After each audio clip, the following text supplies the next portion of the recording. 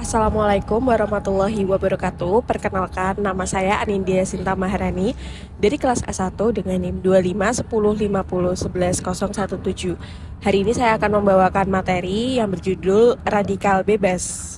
Kita sering mendengar kata radikal bebas, tapi apakah kita mengerti apa yang dimaksud radikal bebas itu?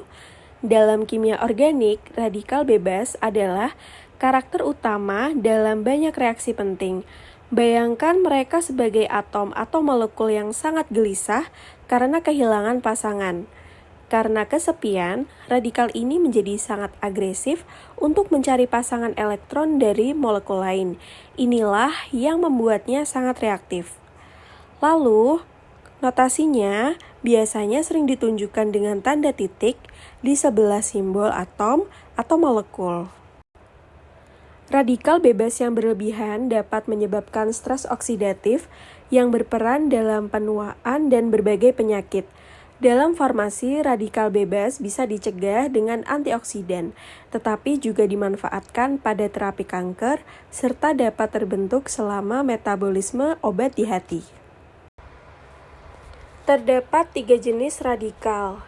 Ada radikal hidroksil, yang merupakan radikal bebas yang sangat reaktif dan bisa merusak molekul penting.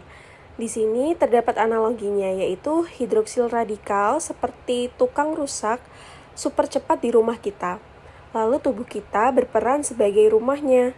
Molekul yang sehat itu diibaratkan adalah perabot atau dinding rumah atau hal-hal berharga lainnya yang ada di rumah kita. Lalu radikal hidroksil yang tukang rusak super cepat ini masuk tanpa izin lalu merusak apa saja yang ada di sekitarnya.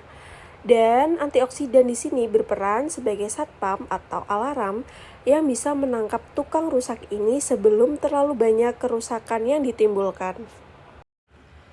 Yang kedua, ada superoksida. Superoksida merupakan radikal bebas dari oksigen yang bisa merusak sel jika berlebihan. Terbentuk alami saat tubuh menghasilkan energi atau karena polusi dan stres oksidatif. Antioksidan seperti enzim SOD menetralkannya agar tidak merusak protein, lemak, dan DNA. Analoginya, tubuh kita sebagai rumah, molekul yang sehat itu menjadi perabot atau dinding rumah. Superoksida merupakan asap tipis yang awalnya kecil, tapi lama-lama bisa menodai atau merusak perabotan yang ada di rumah. Sedangkan peran antioksidan bisa menjadi ventilasi atau pembersih asap yang menghilangkan asap sebelum merusak rumahnya. Yang ketiga, ada peroksil radikal. Peroksil radikal adalah radikal bebas yang terbentuk dari reaksi oksidasi lemak. Radikal ini berperan dalam peroksidasi lipid, yaitu proses kerusakan lemak pada membran sel, sehingga dapat mengganggu struktur dan fungsi sel. Analoginya, peroksil radikal itu seperti api kecil yang menjalar di minyak. Sekali muncul, api itu menyebar dan merusak bagian lain, sama seperti peroksil radikal yang merusak lemak di membran sel. Setelah kita mengetahui jenis-jenis radikal, sekarang kita akan membahas tentang bagaimana radikal bebas itu terbentuk. Radikal bebas terbentuk melalui proses yang disebut pemutusan homolitik. Apa itu pemutusan homolitik? Kata homo berarti sama. Jadi, pemutusan homolitik adalah ketika sebuah ikatan kovalen putus dan pasangan elektron yang tadinya dipakai bersama dibagi rata, masing-masing atom membawa pulang satu elektron. Hasilnya selalu menghasilkan radikal bebas. Simbolnya dapat digambarkan dengan panah satu arah yang menunjukkan pergerakan satu elektron saja.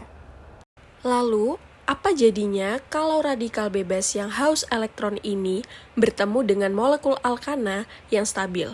Disinilah klorinasi alkana dimulai, sebuah reaksi berantai yang mengubah alkana sederhana menjadi senyawa yang lebih kompleks. Klorinasi alkana secara radikal bebas.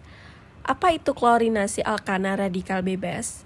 Itu adalah reaksi kimia di mana satu atom hidrogen pada alkana seperti metana digantikan oleh atom klorin. Seperti pada gambar di sini, terjadi reaksi substitusi molekul metana CH4 bereaksi dengan klorin Cl2.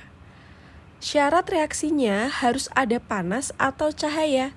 Tanpa ini reaksi tidak akan berjalan karena energi dibutuhkan untuk memutus ikatan klorin. Hasilnya, satu atom H lepas dan digantikan oleh satu atom Cl menghasilkan klorometana CH3Cl dan asam klorida atau HCl. Lalu, apa yang terjadi pada ikatan kimianya? Gambar tersebut merinci perubahan ikatan yang terjadi. Ikatan yang putus adalah ikatan karbon-hidrogen dan ikatan klorin-klorin terputus. Ikatan yang terbentuk adalah ikatan karbon-klorin dan ikatan hidrogen-klorin terbentuk. Reaksi ini melibatkan radikal bebas, yaitu partikel yang punya elektron tidak berpasangan sehingga sangat reaktif. Radikal metil gugus metil dengan satu elektron bebas pada atom karbon. Radikal klorin, atom klorin dengan satu elektron bebas. Reaksi ini unik karena bukan reaksi asam basa biasa. Reaksi ini melibatkan perantara yang disebut radikal bebas. Nah, setelah kita tahu kalau pemutusan homolitik itu menghasilkan radikal yang sangat reaktif, sekarang pertanyaannya, bagaimana radikal-radikal ini bekerja sampai menghasilkan produk akhir? Yuk kita bedah 3 tahapan mekanismenya. Yang pertama, inisiasi. Tahap pembentukan radikal bebas baru.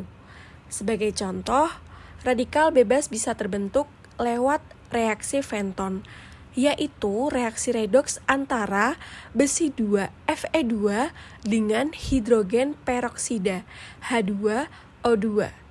Fe2 plus memberi elektron ke H2O2 sehingga terbentuk radikal hidroksil yang sangat reaktif. Besi 2 plus berubah menjadi besi 3 plus karena mengalami oksidasi. Dan yang tereduksi adalah hidrogen peroksida terpecah menjadi radikal hidroksil dan ion hidroksida OH mengalami reduksi. Lanjut, propagasi. Tahap di mana radikal bebas bereaksi dengan molekul stabil untuk membentuk radikal baru sehingga reaksi bisa berlanjut terus-menerus. Setelah terbentuk, radikal bebas seperti radikal hidroksil menyerang atom H pada lipid, membentuk radikal lipid yang sangat reaktif. Radikal lipid ini kemudian bereaksi dengan oksigen membentuk peroksilipid. Peroksilipid ini bisa menembak atom H dari lipid lain, menghasilkan radikal lipid baru dan produk peroksidasi. Proses ini terus berlangsung sehingga reaksi berjalan bersantai sampai akhirnya radikal bertemu dan stabil. Tahap terakhir adalah terminasi.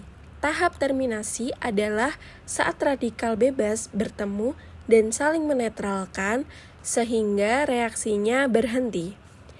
Dua radikal R bertemu dan bergabung jadi satu molekul stabil RR. Radikal R bertemu radikal X membentuk RX. Dua radikal X bertemu dan membentuk molekul XX yang stabil. Sifat radikal bebas yang sangat reaktif dan haus elektron ini membuatnya menjadi ancaman bagi stabilitas tubuh. Jika tidak dikendalikan, mereka akan menyerang biomolekul penting seperti lipid, protein, bahkan DNA. Berikut beberapa dampak yang dihasilkan oleh radikal bebas pada biomolekul. Pertama, pada lipid atau membran sel. Permeabilitas terganggu, selnya jadi mudah mati. Pada DNA atau RNA, mutasi atau pecah rantai menyebabkan kesalahan replikasi dan menyebabkan resiko kanker atau kematian sel. Pada protein, denaturasi atau oksidasi residu asam amino, struktur dan fungsi protein menjadi terganggu. Pada enzim, inaktivasi, reaksi biokimia terhambat, reseptor sel, modifikasi struktural, sinyal sel jadi terganggu, kemudian komunikasi sel menjadi tidak normal. Setelah membahas bagaimana radikal bebas bisa merusak tubuh, sekarang kita masuk ke bagian pahlawan atau penyelamatnya. Ingatkan kalau radikal bebas itu agresif karena kekurangan satu elektron. Antioksidan bekerja dengan cara menyumbangkan elektron miliknya kepada radikal bebas. Hebatnya, setelah memberikan elektron, antioksidan tidak menjadi radikal bebas yang berbahaya. Mereka tetap stabil. Dengan kata lain, antioksidan mengorbankan diri untuk menstabilkan radikal bebas agar tidak lagi menyumbang biomolekul, DNA, protein, dan lipid. Kita mendapatkan antioksidan dari dua sumber utama. Pertama, antioksidan endogen.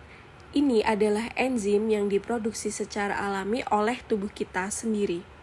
Contohnya, superoksida dismutase, SOD, katalase, dan glutathione peroksidase.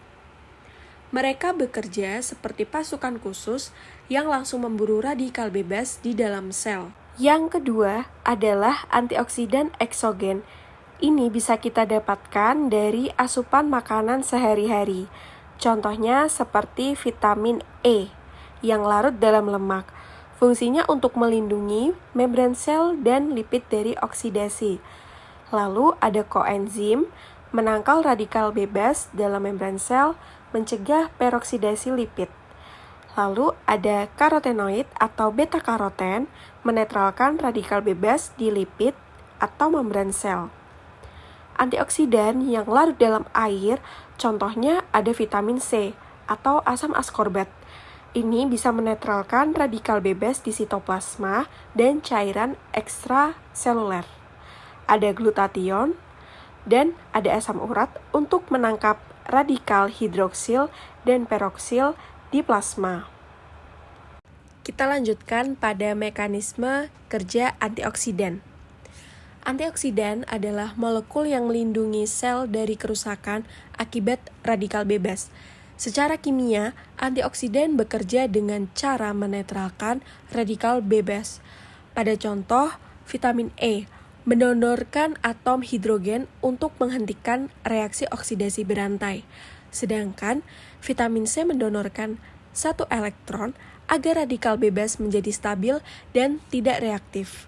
Dalam bidang farmasi, radikal bebas dapat menurunkan stabilitas obat padat akibat oksidasi. Selain itu, beberapa obat menghasilkan radikal bebas saat metabolisme yang berperan pada efek terapi dan toksisitas. Radikal bebas dapat menyebabkan peroksidasi lipid yang merusak membran sel. Namun, radikal bebas juga dimanfaatkan dalam sintesis farmasi seperti proses polimerisasi. Selain itu, beberapa reaksi enzimatik menghasilkan radikal bebas yang mempengaruhi kerja dan efek samping obat.